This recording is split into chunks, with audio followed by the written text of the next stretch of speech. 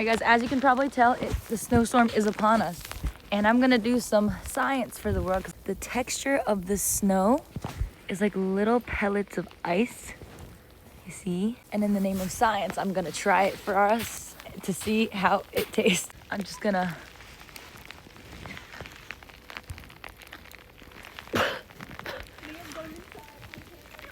It's so cold. I'm gonna do one more bite.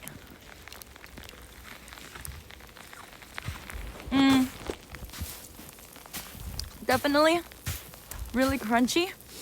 A fun texture. I would say it's a little harder to eat than the normal powdery snow because this stuff isn't even like packing snow. It's so cold. The way it's like you can't make a snowball out of this. You can't have a snowball fight. Oh, look, it's blue. So blue. Let's buy it.